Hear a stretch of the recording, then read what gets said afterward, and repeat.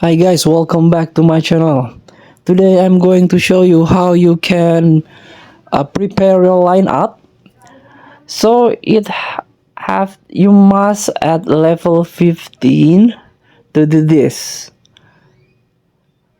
because if you're not level 15, your second lineup will not cannot be created. So let's see, for example, tap my team, this one, tap this one beside the formation, this manage lineup.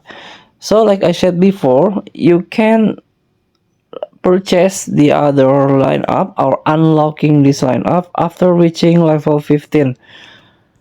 So you have to reach the level 15.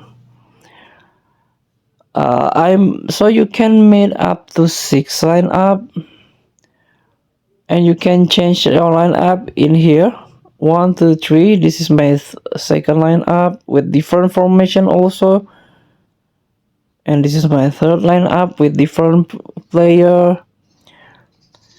So it's up to you where maybe you want your first lineup in for division rifle, your second lineup maybe for uh some daily training or live events.